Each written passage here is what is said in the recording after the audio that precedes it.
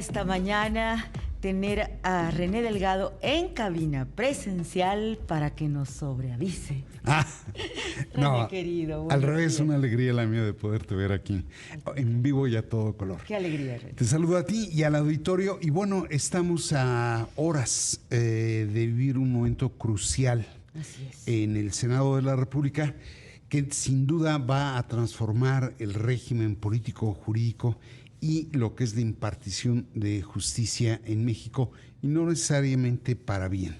Sin especular en torno al voto o cambio de camiseta de ese senador opositor, del cual depende cuál va a ser el primer desenlace, y ahora explico por qué primer desenlace de esa reforma. Sí, René. Cuanto suceda, permite ya desprender algunas lecciones, Ivonne. Y digo primer desenlace porque aunque pareciera ser que hoy todo queda resuelto, en realidad creo que va a haber varios capítulos más. De entrada, si se aprueba con ese extraño voto, habrá impugnaciones. Okay. Y nos va a llevar a una paradoja. El órgano afectado e interesado en la reforma judicial va a tener que ser el que resuelva las eventuales acciones que se emprendan en contra de la reforma. Así es. Pero la Suprema Corte, que es ese órgano, está fracturado. Es decir, cuando vemos que de un lado manifiestamente tres ministras de la Suprema Corte, Lenia Batres, Yasmín Esquivel y Loretta Ortiz, se han pronunciado a favor de la reforma. Y cuando vemos que del otro lado la presidenta, al parecer apoyada cuando menos por dos ministros y varios consejeros de la Judicatura, están en contra de esa reforma y contraproponen otra, pues es evidente que ahí vamos a ver otro capítulo igualmente complicado, no tan complicado como el que estamos viendo el día de hoy, pero faltará por ver entonces cuál va a ser la reacción del oficialismo si el órgano que quiere modificar es el que determina si fue debida o indebidamente modificada. Sí. Segunda lección, si no se aprueba la reforma, a saber cuál va a ser en efecto la reacción del Ejecutivo, de Morena y sus aliados, o de la mayoría parlamentaria al menos, porque no se van a quedar de brazos cruzados, sobre todo porque entienden la enmienda constitucional como la coronación de la autollamada Cuarta Transformación, y sin duda intentarían ir por una nueva reforma. Por supuesto. Que curiosamente quizás les resultaría mejor y favorable a la presidenta electa Claudia Sheinbaum, porque si se aprueba la actual va a entrar en una situación bastante complicada. Y en cuanto a las elecciones, Ivonne, que se pueden ya desprender, uno, me parece que el Pleno de Ministros se equivocó al elegir como presidenta a la ministra Norma Piña. ¿Por qué, René? Porque tiene un carácter que se da más para la confrontación que para la conciliación.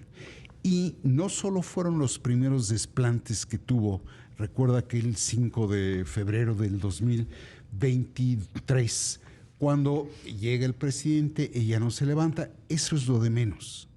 Pero sí, frecuentemente se atendían las acciones de inconstitucionalidad, sobre todo tomando en cuenta la parte procedimental y no la parte sustancial. Y luego están todos los desencuentros que hubo con, recuerda, los chats que le dirigió al hoy gobernador de Puebla, Alejandro Armenta, y eso te va dando un tono y un perfil de una funcionaria que por lo demás no tiene muchas habilidades políticas. Cuando se aproxima a la política, lo hace de manera torpe, cuando no tardía. Es decir, ¿cuál es el sentido de presentar una contrapropuesta de reforma del Poder Judicial cuando está ya en el segundo tramo del trámite legislativo esa reforma? Y ahí creo que se apostó a la confrontación y no a la conciliación. Segunda lección, perdón. Sí, no, lo que llama la atención es que quizá los ministros en su mayoría, 8 al menos, si seguimos las votaciones que ahora se dan, no estaban cómodos tampoco con el otro liderazgo que, si bien era muy político, de Arturo Saldívar, quizá estaba demasiado afín al poder ejecutivo. Y eso los hace irse al otro lado del péndulo, ¿no? Ni tan, ni muy. Y en efecto, se da un cambio pendular en la presidencia de la Corte. Pero lo que te habla de la distancia que tienen los ministros de la Corte con la realidad política del país. Exacto. No es esta una época de cambios, es un cambio de época. Y creo que no tuvieron la sensibilidad para entenderlo. Segunda lección, y va a resultar curioso. Al lanzar candidatos al Congreso de la Unión, frecuentemente los partidos antepusieron intereses sobre convicciones. Bueno, estamos discutiendo el caso de la dinastía, porque hay que hablar de dinastía en el caso de los Yunes. Así es. Donde el hijo probablemente cambie de camiseta y el suplente del hijo es el padre, Miguel Ángel Yunes Linares. Pero eso te revela cómo tampoco supieron calibrar, que no había que poner legisladores vulnerables. Porosos, digo yo. Porosos, eres muy elegante. Verdaderamente son legisladores vulnerables. Incluso Enrique Vargas, que acabas de entrevistar, es un hombre vulnerable.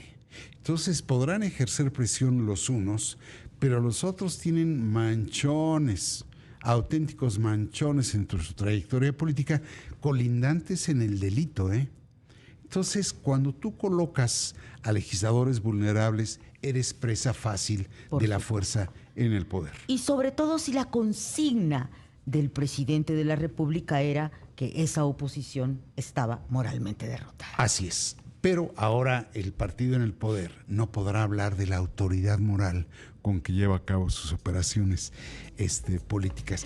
En fin, habría alguna tercera lección, pero el tiempo ya se nos está comiendo. Y qué bueno que voy a poder escuchar la lección última que quedó pendiente, querido René Delgado. Rápidamente, una cosa que es paradójica, el presidente, al quejarse de que son decisiones soberanas las que está tomando México, acusa a Canadá de ser un estado asociado en este tono peyorativo que semeja dependencia frente a una potencia como lo es la de los Estados Unidos. Sin embargo, cuando uno firma acuerdos o tratados internacionales, por naturaleza, uno cede soberanía. Entonces, Estado asociado también es México y Estado asociado incluso también es Estados Unidos en la idea de generar un tratado, en este caso regional. Y entonces no se puede jugar con la idea de seguir tomando decisiones soberanas decimonónicas al tiempo de quererte beneficiar de la globalidad o de la apertura económica. Entonces, hay una tensión. Sí.